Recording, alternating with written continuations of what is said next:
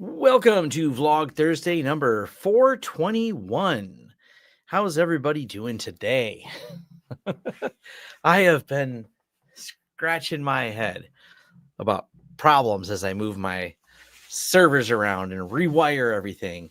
The lab rebuild project is in full swing, and I'll just, I guess, share some photos of the disaster. It's such a mess when you're working on it. That's the problem. I want everything done immediately, but then I say I should probably stop and do some cable management here, which of course takes more time. And I know why people don't do it. Back to takes more time, but it's been a work in progress. Getting all these servers, that little rack, I'm replacing with a full height one behind it. So the first is the tall rack, then the little rack, and there's been just so many things in between that needed to get done. To even get that far. There's just such a mess right now all around it.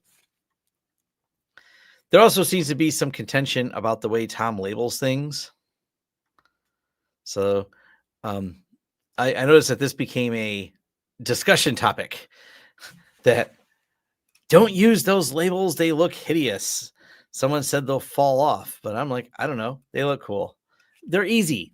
I had removed all the wires in the rack and moved where the rack is. I wanted all the wires that do things around my studio to be on one wall away from the racks. And there's not really room to put a full swing out, little box on the wall. That would have been like a pain.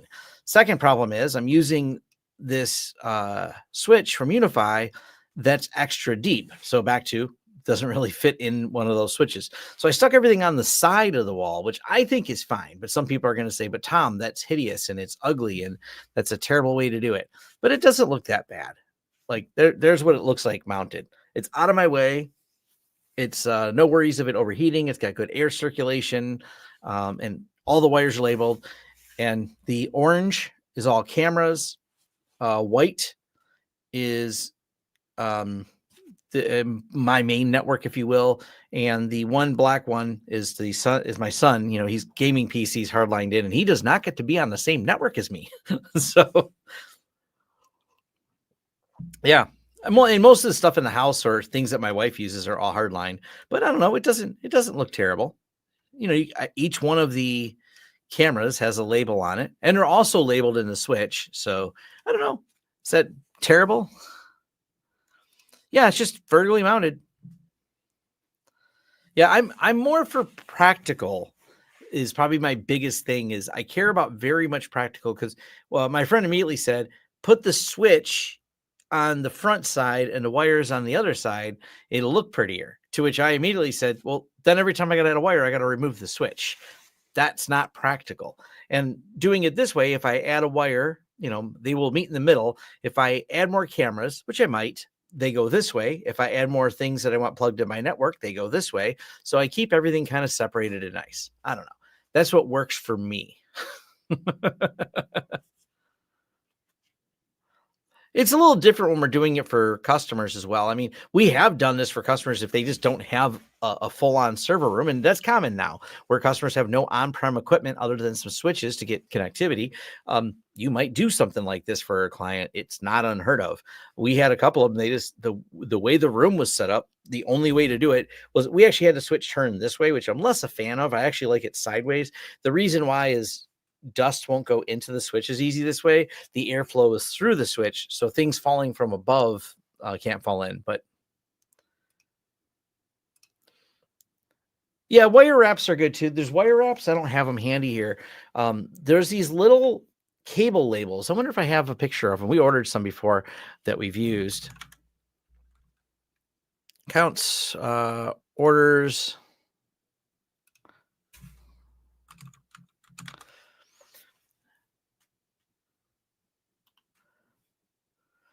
Where did they go?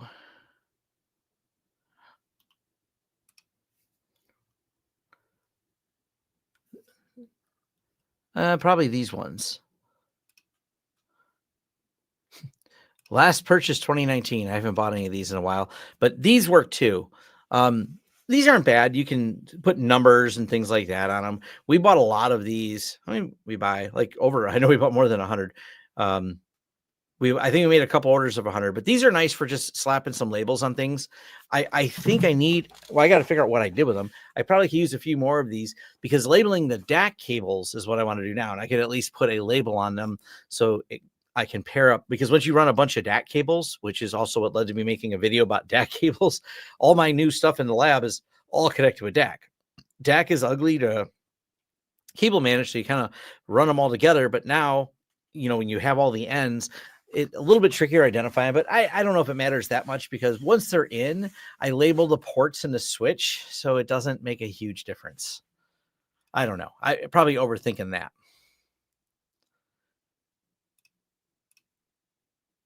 But the overall, though, is slowly getting all this set up. So everything's coming out of here bit by bit. Me late at night taking selfies. But that's the whole point, is any of it is really that it works.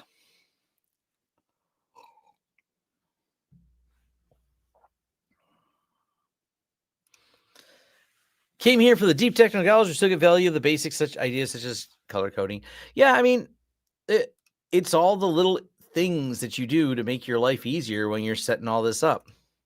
This is another view for people just want to know what it's looking like. But eventually there's going to be 2 full height racks.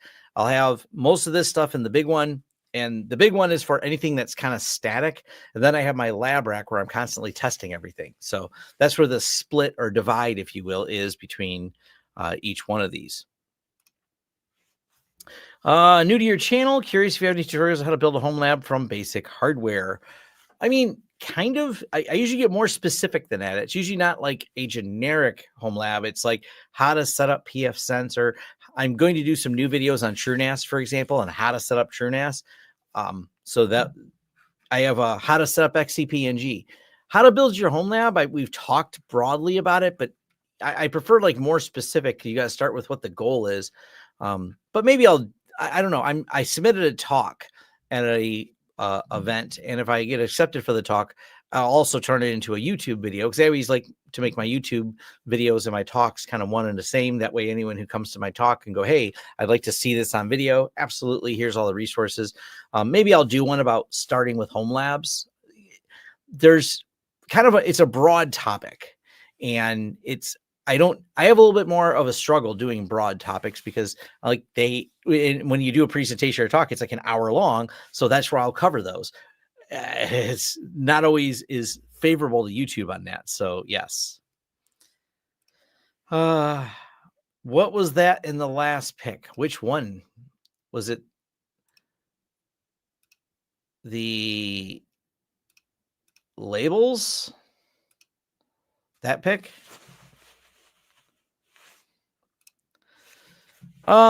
Is ARM better than x86 generally in servers, web servers, and Nginx? That's a fuzzy question. ARM has certain advantages, but better. Jeff Geerling's done some comparisons. Better is a relative term. It has different advantages and maybe some different disadvantages. But generally, because there's good compilation and Linux support for ARM, ARM's definitely pretty good. It's not a bad choice.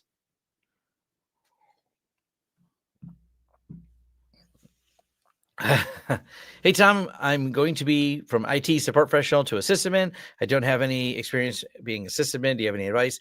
Patch everything. Keep your users happy. That's simple advice, but probably the best advice. Communicate with people. Don't hide from them. Don't be that sysadmin who hides in the server room. That's not a way to win friends.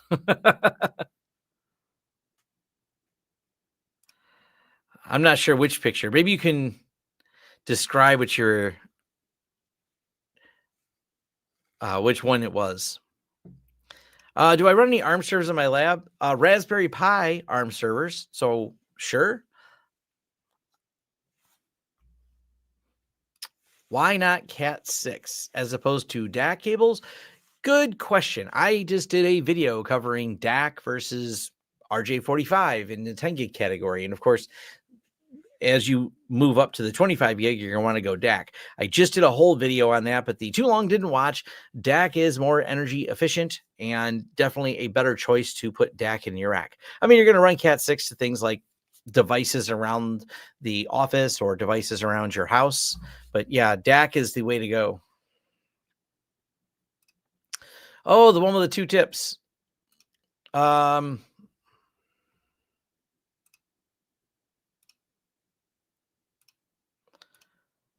These are, that's what a DAC cable looks like taken apart, and that's what a fiber module looks like taken apart.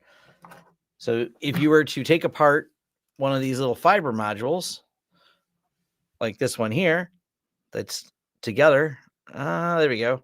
You know, your standard little SFP caged fiber module. That's what it looks like when you open it up. That's what's inside. Do you change UDP buffer size on SyncThing as recommended? I have not adjusted the UDP buffer size on SyncThing.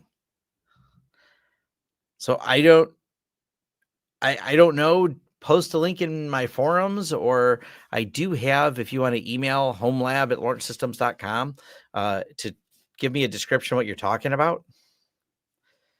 When you talk about home labs and you had a picture of a short rack and a tall rack, with a tall rack having 3 servers on top. Oh, you want me to go back to that picture?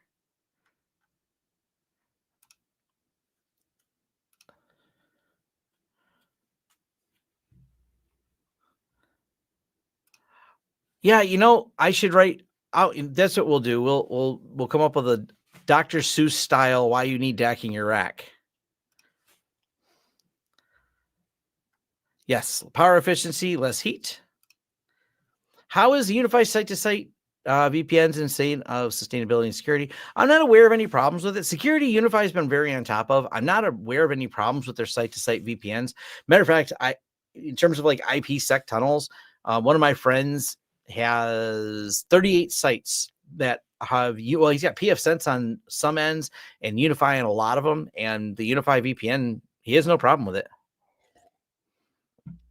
How do I like the AI key? I think some of you may have seen my post. I got to do some more testing with the AI key, and my lab. I need to put my lab back together to finish the testing.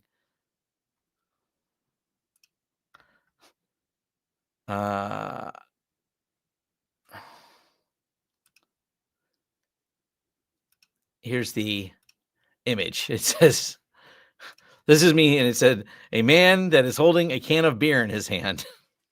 I got the dumbest look on my face for the screen grab.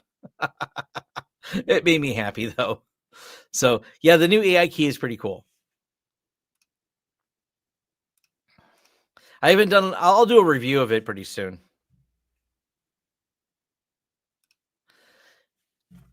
I set up pfSense for your tutorials on a Supermicro. Good channel. Thank you very much. I'm happy you got it going. That's awesome. With the module, you only place SFP, otherwise you place the whole DAC cable. You know, the thing is, they just don't go bad often. So it's not really a big concern about the going bad. You know what I mean? Like, it's not something I'm worried too much about. Let's see. We're using ChatGPT for this because before this idea falls out of my head. Style. Why? Like Dr. Seuss. How do you spell Seuss? Dr. Seuss. Seuss. All right. That's how we spell Dr. Seuss. In the style of Dr. Seuss, I'm talking to ChatGPT. Write a short, I guess it'd be poem. To why you should use DAC in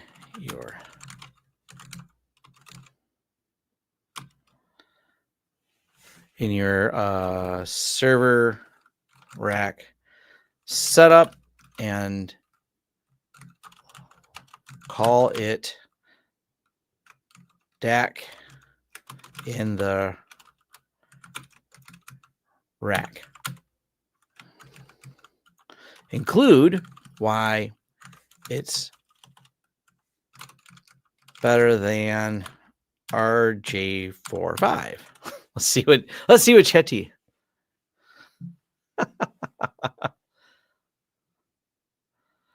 This is stupidly funny. Let's see. We can share this. We'll switch to this. Let's read this and I'll catch up on the questions. In a rack so black, runs a cable fast, not slack, not just any. No sir, no sir. It's a DAC, the way to go. RG45, what a plight. Latency creeps. It's not so light. Packets wobble, frames may drop. Power hungry makes you stop. But DAC, it zips, it zooms. Fewer watts in server rooms. Oh, this is so good. Copper thick, keeps its pace. Low resistance, speedy race. 50 gigs, 102. RG45 just won't do. Heat is low, jitters gone. Your network sings along. Sewing your rack, don't turn back. Choose a DAC. It's not whack. Less delay, far less frac, a cleaner, meaner data track. All right, I thank all of you audience who got to hear me read that, because that should have been in the video. I should have had that at the end, and that would have been wonderful. All right. Let's see if I catch up on the questions here.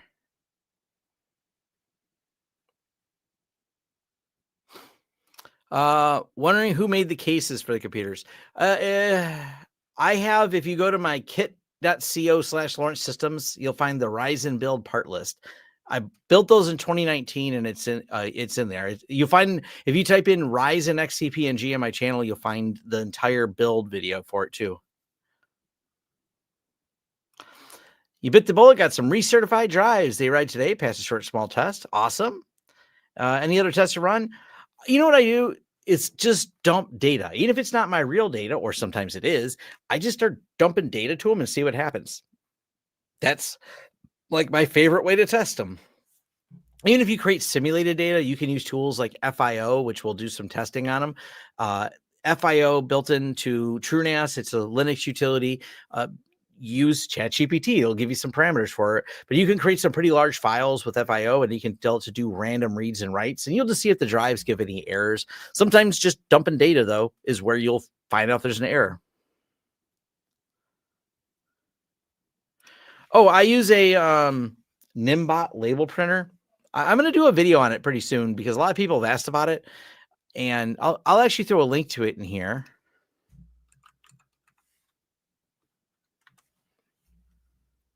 Because it is a great little printer, and it happens to be on sale. So let me throw a link on it. I think it's on sale. No, it's not. Well, it was cheaper, but I'll throw a link. This label printer, this is the one I use, the older version of this, which you can buy for like $20. This is the newer one for 30. I think they still have the older model.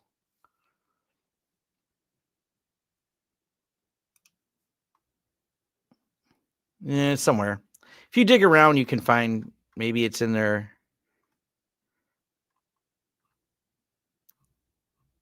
Do they have like a Nimbot? They had a couple different models. There's the whole store, but oh, they have the older model. I think the older model. Yeah, this is the one I've had it since 2022. So it's $21 for the exact model I have. It takes the same labels. This one I think doesn't have as much battery as the new one, but I've not had any problem with it in all the years. You don't terminate DAC. You buy them at the length you need them. Just because SysMN, a small company I work for, have you ever considered doing some videos about Active Directory? I just don't like Active Directory. I don't have an interest in it, so no. There's other people that do videos on that topic. There's other people that are more of an expert. It's just, we manage tons of Active Directory for tons of businesses. I don't manage that side of the business, and I don't like it that much.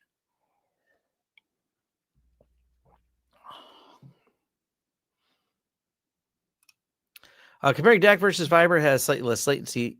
Fiber has slightly less latency than DAC, but you see that if you are working latency sensitive workloads like stock trading, hence fiber channel versus Ethernet.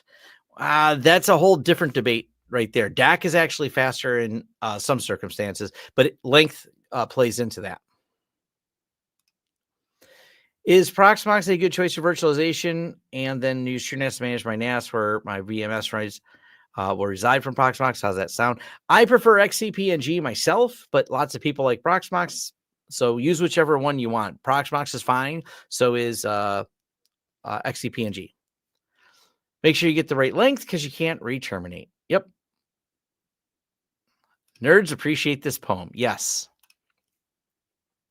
Trying to find a secondhand rack, something 1527U for my basement. Yeah, I hunt around Facebook Marketplace. I've oddly found, I bought one of them from there. I needed one for a while. I bought it. I ended up giving like $40 for it. Prices vary. It's used. People want what they want for it.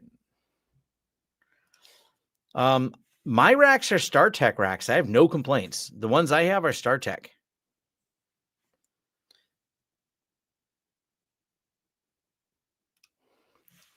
If I get a UDM Pro Max running as UniFi controller and firewall, would it be silly to put a PF Sense in front of it?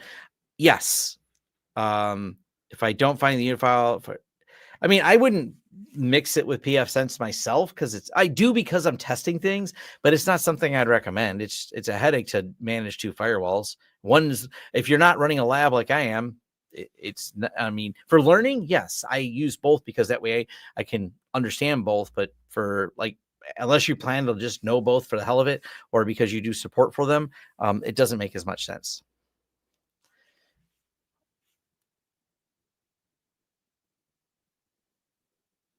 Nobody in the business see, and that's why IPv6 adoption has fallen flat because there's not a strong business use case. There's not businesses going, oh man, my life would be better. So you're not really solving the problem on the business side. So IPv6 adoption curved up and just kind of went like this over the last years. It's very flat. And yeah, I don't know. It's not a lot I can say other than that. So no, the businesses aren't really asking for it.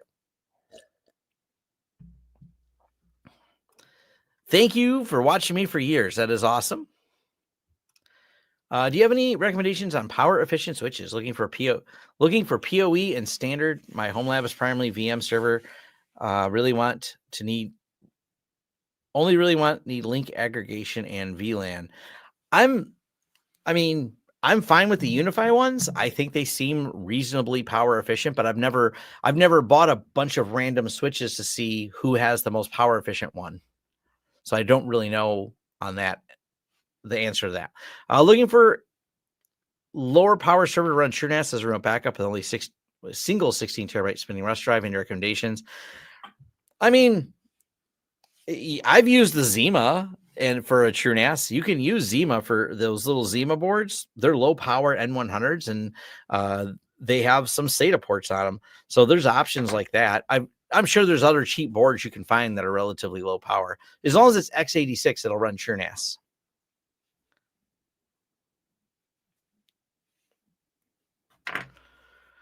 I bought 4 drives, 3 drives in RAID Z1, and the 4th in case of those fails, ready to swap in. Yeah.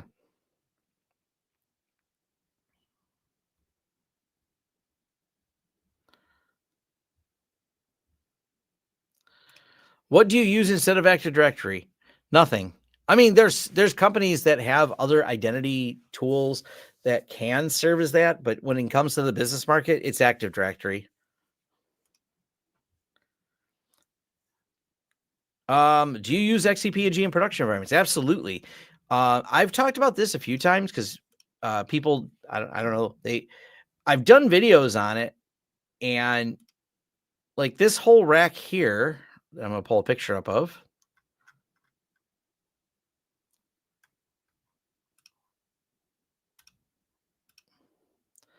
This is all running. This is 16. I know there's 4 physical servers, but there's 2 servers in each of these. So there's 16 servers here.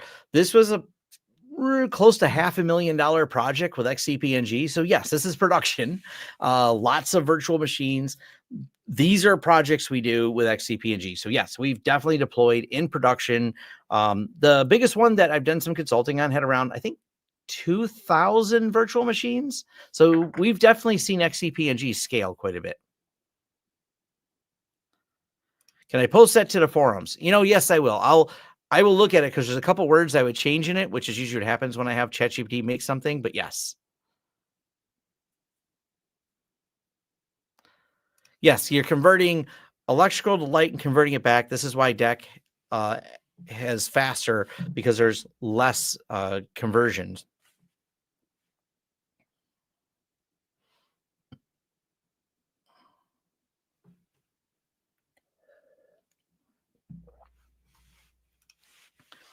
You want a small server for small business. You want to use a hypervisor for Windows Server, but don't want large VHED for the data. Bare metal. A NAS is usually the answer there. You put their data on a NAS. That's how you avoid having large VHDs. What tech or even self-help books are you reading? I don't have any new ones. Well, I think one of them that's not bad. Let me pull up my website real quick here.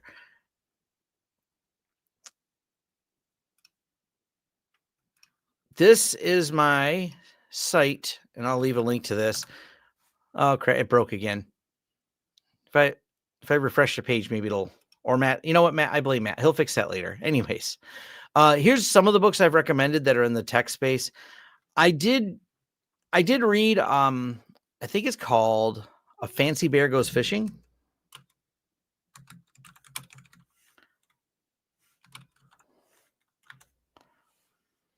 It was way less technical than I hoped. So this book's not bad. I just finished this one. I'm not going to add it to my list. It's not that technical. I put it on and said, okay. It's not a terrible book. It's a good book for those that aren't as familiar with cybersecurity. For me, it's like a book that went over a lot of the things I know. It was written to beginner to maybe intermediate. If you're more advanced in cybersecurity, it'll be like, yeah, I know a lot of this. Of course, there's some details that are in there that were kind of cool. Some of the deeper interviews with virus writers that was in there, some history about viruses I didn't know. So it's not like I didn't learn anything from it. It just was mostly a lot more basic. I have pfSense and UDM, but I don't use a firewall in UDM. I wanted a controller to run solid hardware to get fastest updates, but the functionality of pfSense firewall, yeah. How do you feel about Ubiquity gateways as firewalls? As of late, they're really going that direction. They've had them for a while. They just have a wider variety of now.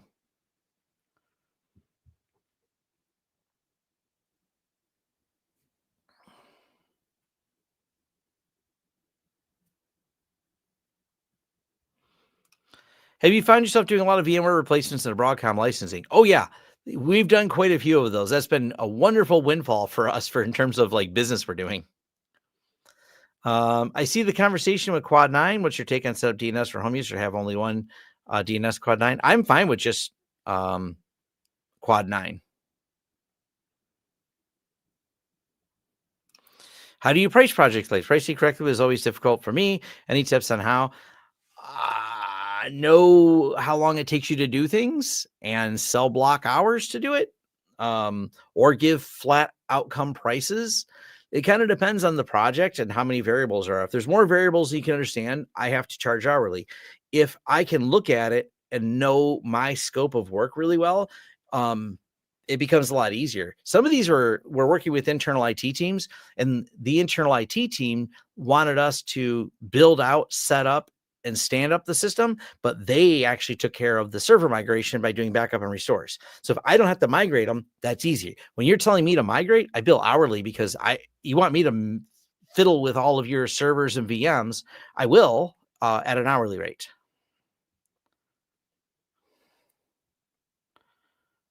Can I run Windows and connect to remotely? Yes, I can. Usually we have a VPN into these. Would you agree that Cisco is losing large share of the switching market with recent advance of Aruba and Fortinet? Cisco's still pretty big, but yeah, probably. I don't think Cisco is going away. This is where statistics can lie to you. So one of the things that really was fun was, I think it's Freakonomics a few years ago. They used the iPhone as one of those examples of how to lie with statistics. I may not be Freakonomics, but either way, the numbers are what's cool. What happens is you could say it two ways. Every year, the phone market, iPhone has less of. So each year, the iPhone gets smaller. Okay, so iPhone's losing market share. I can also say, and both these things can be true at the same time, every year is the best year for iPhone sales, and they sell more phones every year than the previous year. Huh? And what's happening is you have to look at the market. The rate of market expansion is so great that Android took a big market share, but year after year, iPhone sold more iPhones each subsequent year.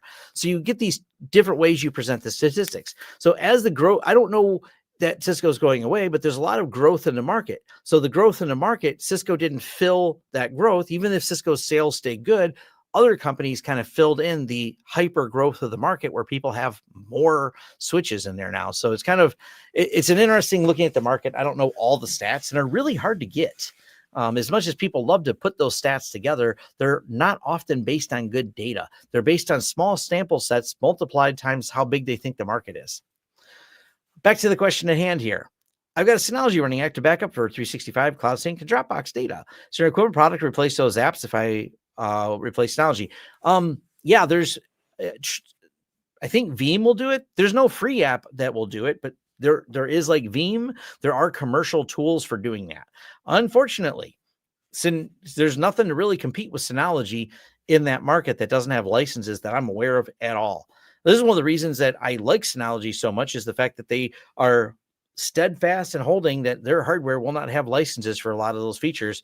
It's one of the reasons I always tell people, like, the best solution, if you have both of those needs, I have a Synology for all this, like the active backup features, and then I have a TrueNAS for some of the performance features. I know you prefer XCP-ng, but if your workload had containers, would that sway you to a Proxmox, or would you just set up a VM and XCP with Docker installed? I absolutely would set up a VM with Docker installed, like this one. So to answer your question, yes. I just like managing things at the VM level. It makes sense to me. And there's good security reasons to do it. Hi, Tom. I got your I got the UCG Ultra. Is it possible to get the camera service running by adding a cloud key to get the camera service on it, or is it limited to the network app? It's not in my head. Look on their site. If it doesn't have the camera app, it doesn't have the camera app. I can't remember if the UCG Ultra does or not off the top of my head. I get the smaller ones mixed up. I always reference their website. That's even why when I do the videos, I have the comparison pulled up on their site, because it tells you what features are in each one.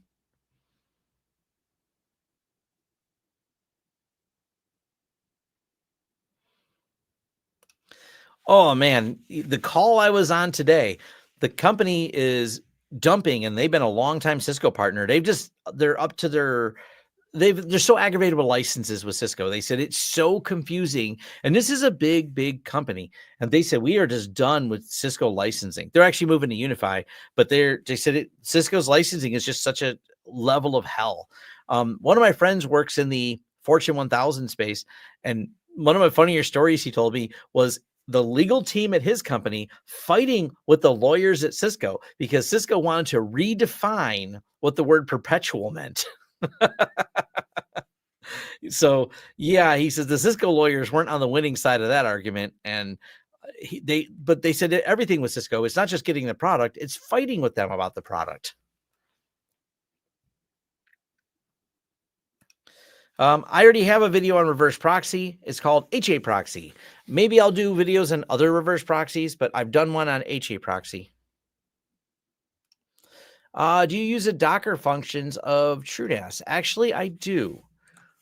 I think some things run well on TrueNAS, or should run on TrueNAS. There's a lot of debate about, like, the purists in the room will say, Tom, never run apps on your NAS. Your NAS is a NAS, and the apps run other things. I've got a few things running on my TrueNAS, and I have MinIO running, rsync and sync thing. And I'm making sure I'm seeding all my Linux ISOs from that. So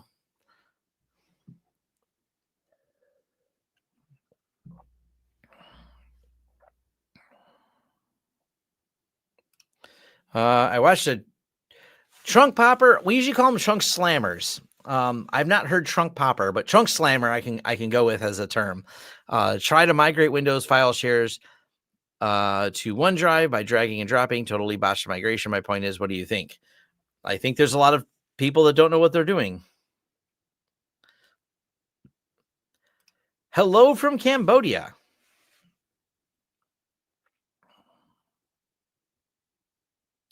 Nope, I do not use EVNG. TrueNAS Scale VMs or app, which is better approach to running these. I like the apps in TrueNAS Scale. Like SyncThing needs access to the storage for synchronization. So I use SyncThing as a storage synchronization. Works great. I love SyncThing's one of my favorite utilities that I have on almost all my TrueNASs because it works really well. I don't think it would be as cool running SyncThing on in a VM. It seemed too heavy and more work.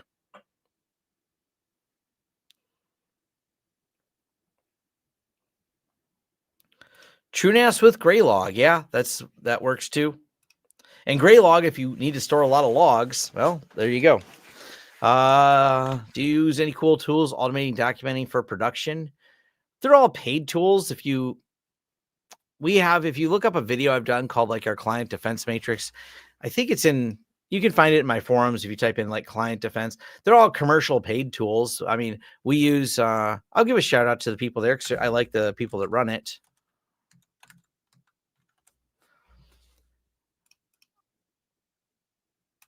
We actually use Roost, which is pretty cool.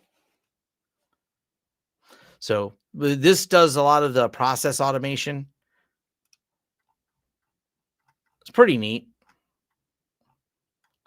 Good people there. It's a little complicated, but it's definitely it solves a lot of problems in the commercial space. Have you used any open source SASE type products for VPN products or clients other than just for testing, like Tailscale or TwinGate? Oh yeah, Tailscale for sure. Tailscale, yes. I have consulted with some businesses that use NetBird. I didn't set it up; they did. They just contacted me for some consulting, but they built it out and integrated it, which I thought was pretty cool. So I've definitely seen NetBird. I've seen a lot more Tailscale. There's plenty of people using Tailscale. Tailscale is very popular. TwinGate, I don't have any interest in TwinGate. People ask about it because Network Chuck keeps taking sponsorship money from them and telling you it's great. So I think that's why people ask about TwinGate. Good for them that they've hooked Network Chuck. But yeah, I've not run into, I mean, I'm sure there are people using TwinGate in the wild. I just haven't really run into them.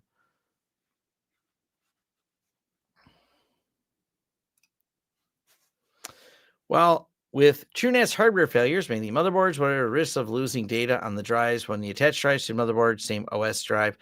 You can lose a motherboard and swap it. TrueNAS, or more specifically, ZFS does not care about the underlying hardware that much. You can just take the drives and pop them somewhere else, and it'll work. So the drives are not, it's not like the old style RAID. The drives are not mated to the board. They're not mated even to the same slot. You can shuffle the drives around.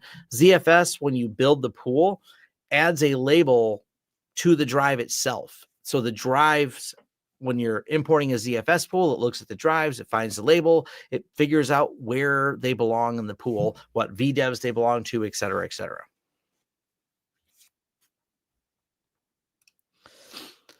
I saw your video on overlay networks versus VPN. Could you give an example of the two when you use it, when you use the other? The overlay networks are just kind of an always on VPN. I think they work really well for that service where a lot of times, and I use the overlay network in Tailscale, for example. I play with NetBird too, so I've gone back and forth, but the integration with Tailscale into pfSense makes it easier. I just like the fact that I can open up my laptop when I'm outside of my lab area and still have access to everything as if I was. So the overlay networks kind of just give you that always on VPN, and you don't have to deal with any ports being opened. You don't have to deal with any IP range problems and overlaps because they're using the overlay network for transport. So I've got some videos that I dive deeper into explaining, and I got graphics, and so you're not just having to listen to me babble on about it. MikroTik, I don't really push them commercially for clients. They're not terrible, but they're quirky.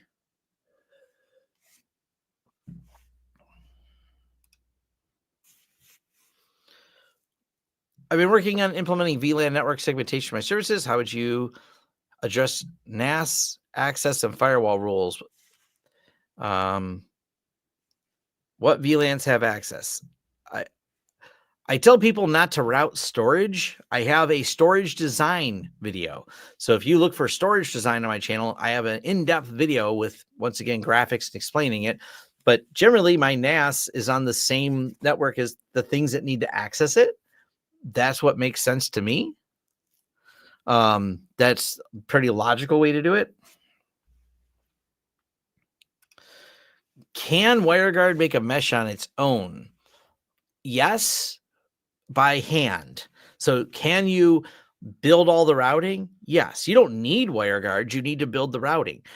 Tailscale's building the routing for you. So you can do everything Tailscale does by hand. It just would be more work.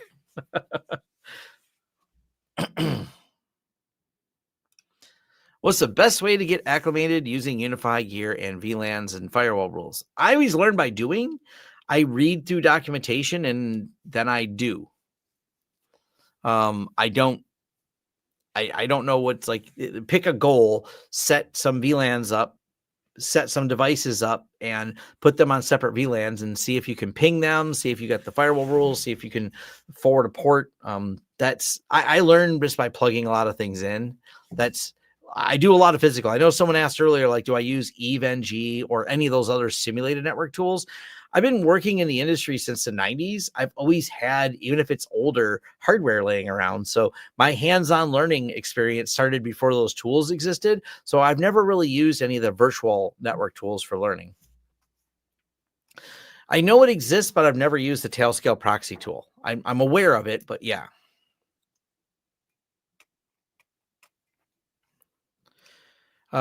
If the channel follows the playlist format or more like independent videos, I have playlists for topics. Like for XCP-NG, there's a playlist. For UniFi, there's a playlist. There's playlists for TrueNAS. So yes, I do have playlists.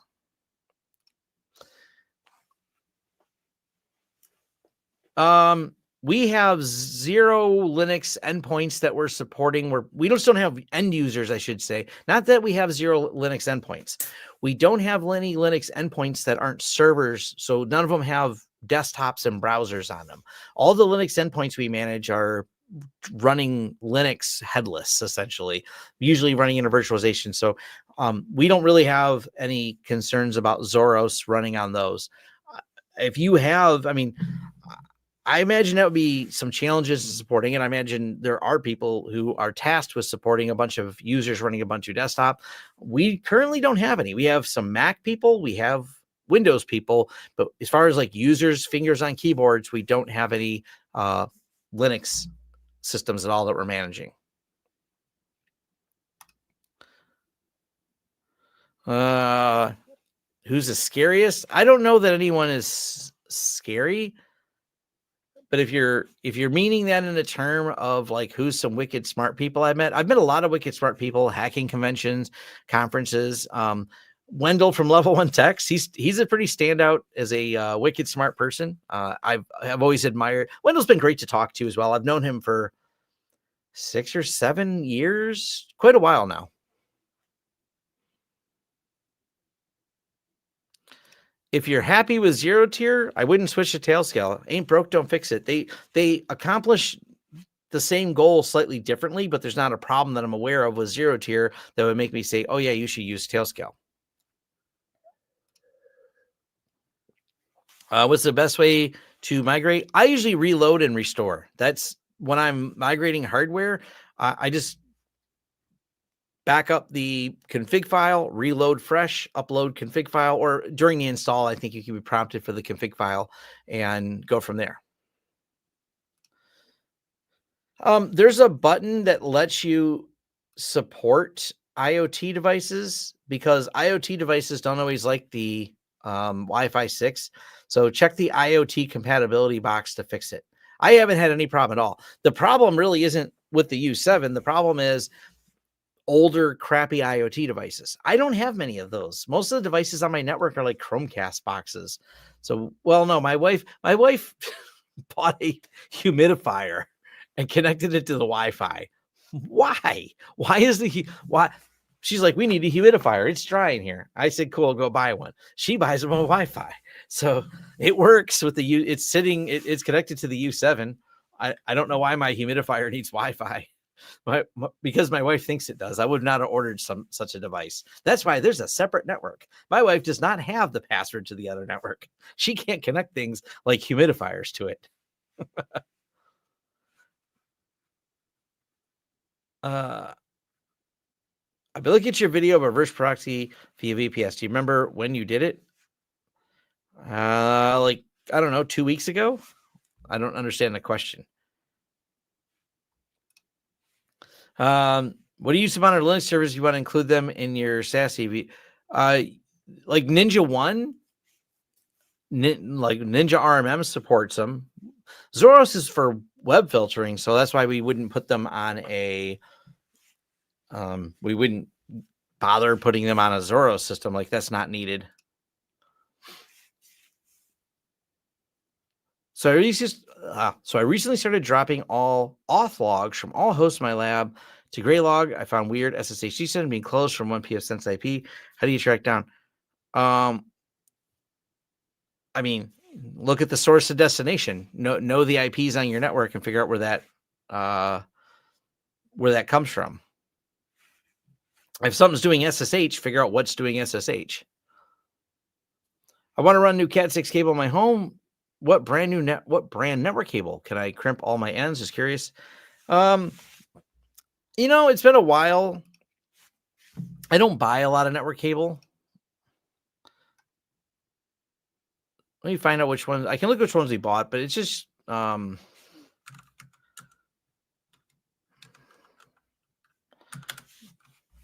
think it was the mono price cable. They still sell it? No.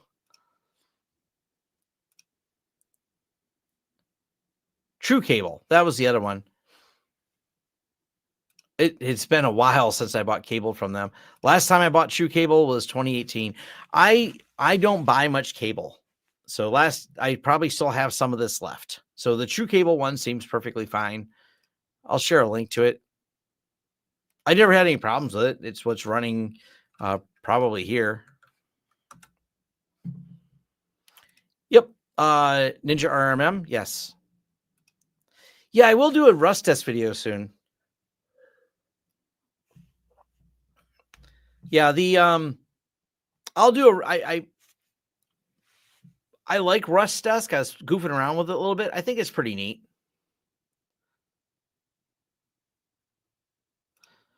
I've never used Arista for web filtering.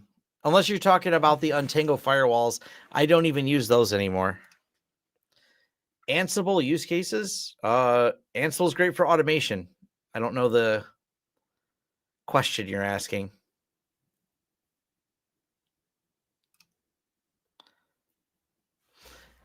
Have Cisco Meraki Anycak VPN split tunneling with both static TNS routing enabled. The Linux doesn't work with dynamic routing, mainly added routes overridden. Yeah, I'm not. I don't do like we have some engineers that do Meraki at CNWR. I don't do Meraki. They every time I talk to someone, they like Eric, who does PF Sense, UniFi, and Meraki. He's one of our engineers. He seems to think the Meraki way is dumb. I can go with that, but I haven't used it enough myself. I know enough people complain about the way Meraki works is kind of basic. So I don't know. I don't do any Meraki support.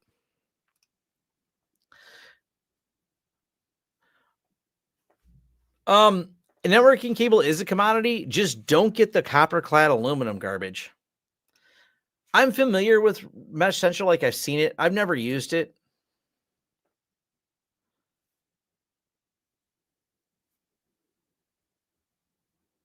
Have I had use cases for Ansible? Um, Not really. I I've used it when I wanted to automate a bunch of stuff and I was building something, but I don't use it daily. Not part of what I do daily.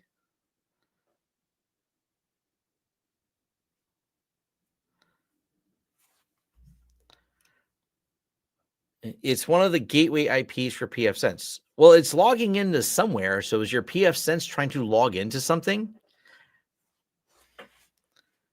Yeah, pure copper cable, not copper coated. I mean, if you should probably post in the forums and post the logs so people have a better understanding of what you're talking about. That's how you'll get to the bottom. That's why I push people to my forums, because then they can like not please don't screenshot logs. That's a pain. Copy and paste log files, dump them into a forum post, and you'll find that often me or other people help, or even the PFSense forums are good too.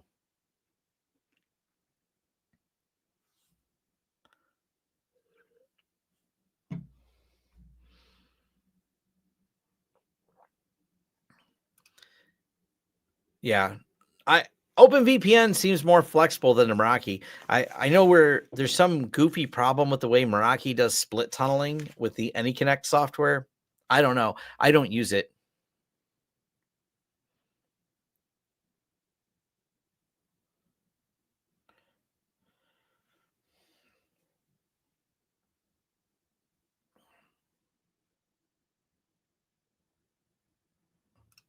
That too. Throw logs into ChatGPT and say, explain this to me.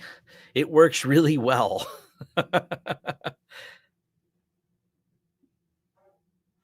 Yeah, you just dump logs in there and say, do this. Matter of fact, I wrote some of my log parsers in Graylog. You can dump logs into ChatGPT and say, create me a matching regex pattern for import with Graylog, and it'll build the Graylog importers. Matter of fact, and when they break, because you're like, oh, but you're not learning anything. Yeah, I am. I'm learning to avoid regex because I'm not great at it. So when there's been updates and go, oh, look, it's not parsing properly, I'll throw that error inside there. It'll modify it again. And so it works well. It works really well for things like that. Oh yeah. If you want to create some ACLs for Cisco, go for it. And it does those things well, which is good. They spent several $100 billion. Let's celebrate those little things that it does well, because outside of some config files, some regex, and a Dr. Seuss style DAC and Iraq rhyme, AI is not very useful.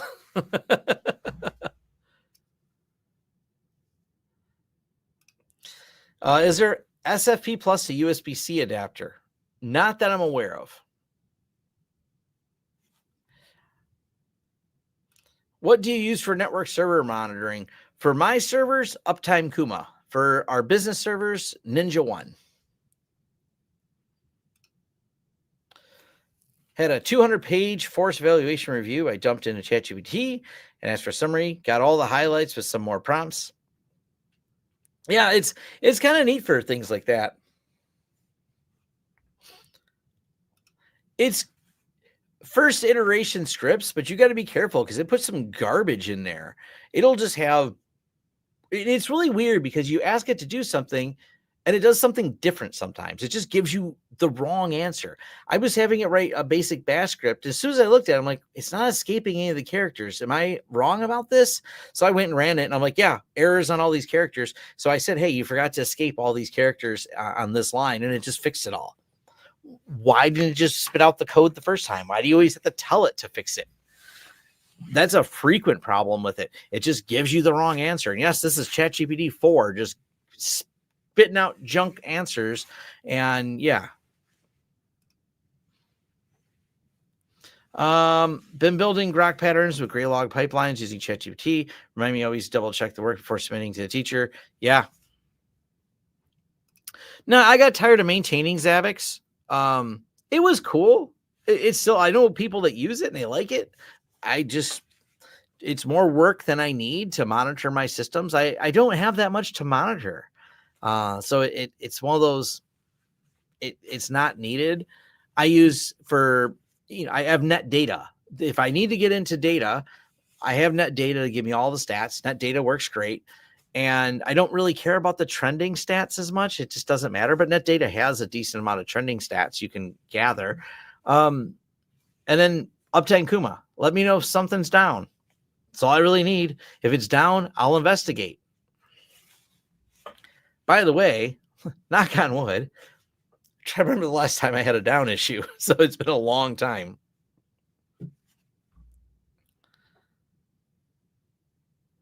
Yeah, first iteration, definitely not final.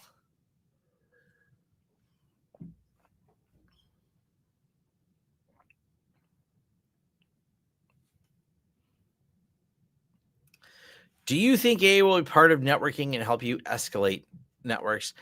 I have very little faith in AI. There is some fundamental problems with the way they build it, and we are far from solving those problems right now. It has its usefulness, but it's limited. Is there a simple syslog receiver for TrueNAS? I would not call Graylog simple, but I use Graylog. There's probably ones out there that I'm not aware of.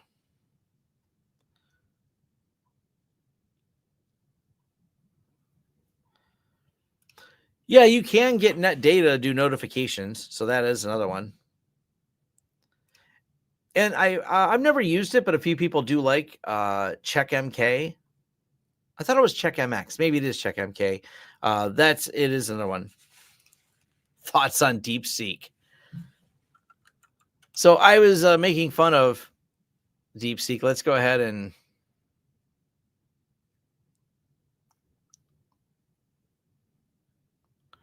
pull it up. I'll share my thoughts on it. And by the way, I'll link to this for anyone that wants to. Let me link to the post. That way, some people don't want to read it here.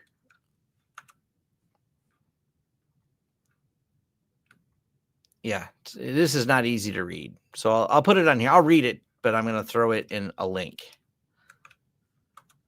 Because I know that's not going to be easy to read the text. Anyone wants to read, I posted this on LinkedIn. My LinkedIn's public. You don't, as far as I know, you don't have to have a sign in and read my LinkedIn. OpenAI is mad the data they took was also taken by DeepSeek, but that's how distilled models work. Basically, I kind of ranted, but we'll just get to the meme because that's really what we want to see. DeepSeek is borrowing the training data allegedly, and I think it's funny because AI is mostly built. Here's one of my. What did I say here? I'm trying to read the words I wrote. Yeah, OpenAI is still fighting legal challenges as to if they have the rights to the data they consumed. This gets more complicated as DeepSeek is a distilled model and appears to be trained on ChatGPT.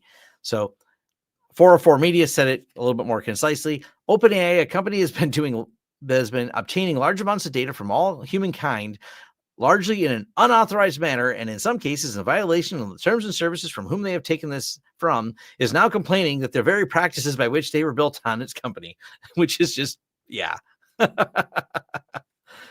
So DeepSeek's interesting, but the AI is a mess.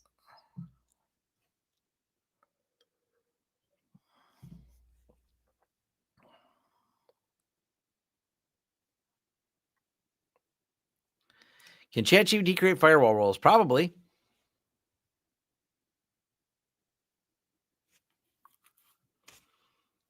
Oh yeah, they found some stuff they left in test that was open, so that was funny. I mean, I guess, I don't know. Securing things is hard.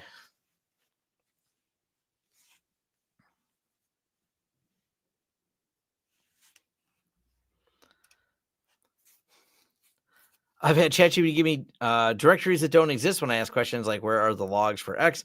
Then you tell it it's wrong, and it goes, oh, you're right. It's here, but then it's wrong again. Yeah, it also, if you ask it questions about ZFS, sometimes it's right. Sometimes it makes up commands that don't exist.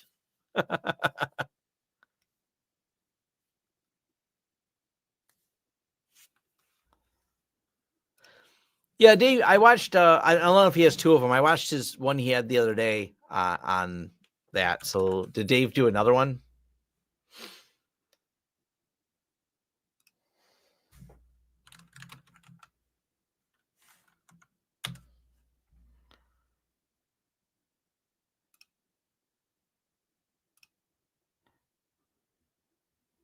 So if you haven't seen it, um, his little 10-minute video is good. So is Jeff Geerling's video, but Dave's Garage has a video on it.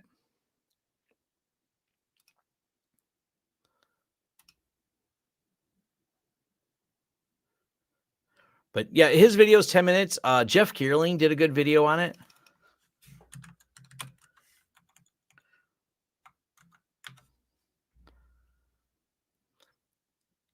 If you want one that's half as long as you're in for a treat. Dave's, his is only 4 minutes long. So yeah, Jim's Garage. Jim's Garage is good. If you haven't followed Jim, he's got a lot of good videos.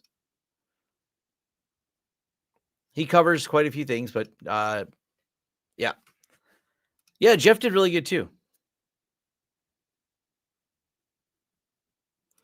I don't know what question you asked. I must not have seen it.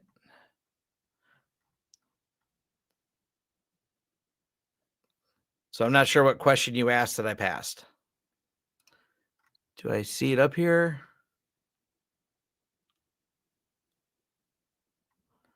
I don't know. Paste the question in again. I'm rolling back and I don't see your question. If you're posting links, they are not coming through, by the way.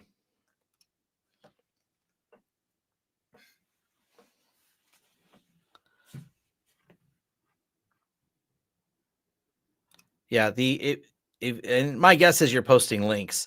Whenever people try to post links, YouTube deletes them, and I'm fine with that because that stops some of the garbage. It's funny because when YouTube used to allow that, there was definitely a lot more spam. There's been a lot less spam since they stopped some of the garbage.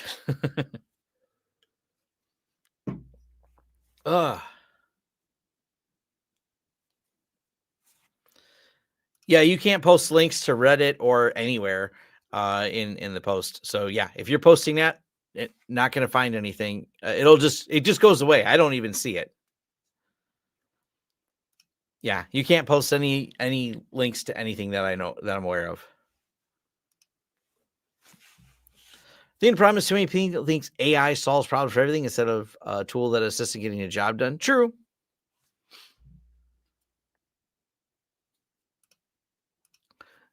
And that's the problem with AI.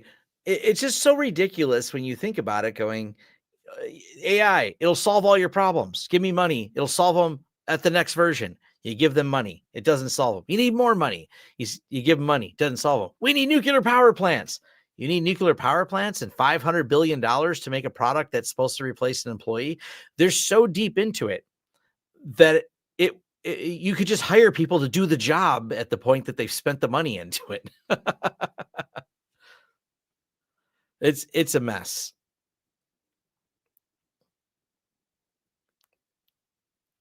And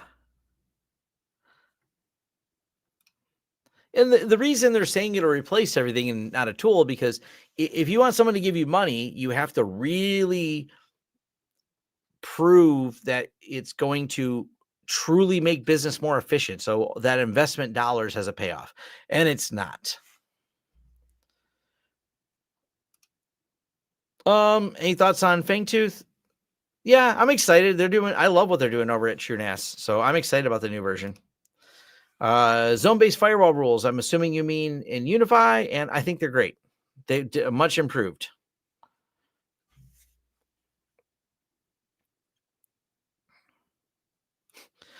I've asked it to write FileMaker Pro scripts, and it uses all sorts of other languages. Yeah.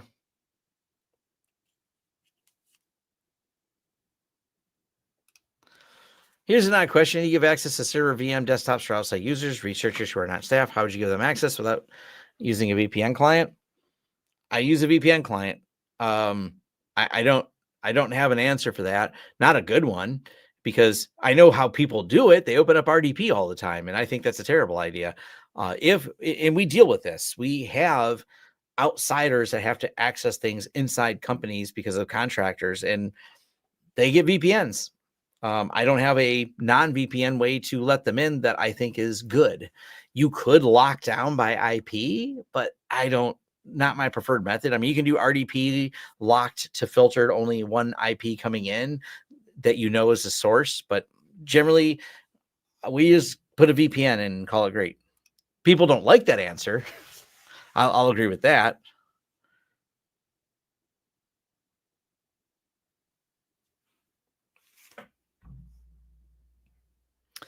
But I am going to leave because I have to finish moving all that stuff tonight.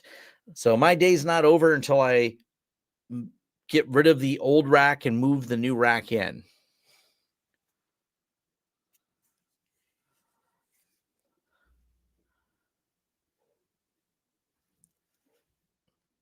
Oh, you're using the Fortinet one. Yeah. I wouldn't use that. I don't trust the security of that at all. Cue up Tom's Fortinet video. Thinking switching from PSN to a Dream Machine Pro, but I have a LAN cache server that I'm using, DNS host overrides. Yes, UniFi does DNS overrides now. Live stream of me doing it. Well, the problem is the cameras aren't recording because I got the camera system out of the rack.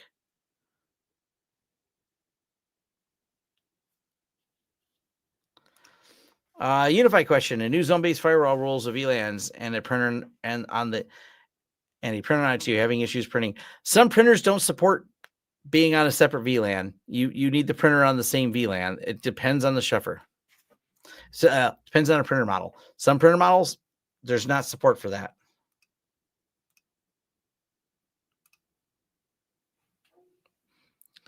So, yep, not much I can do about that. So, thanks everyone for joining. It was a great time. I'm going to go start pulling racks apart. So, whoops, I'm actually not gone. Oh, there it is. I only disappeared for a second. All right, now I'm actually going to go. I was shutting down one of my computers, and because this one loops through it for a capture card, it does that. So later, everyone, take care.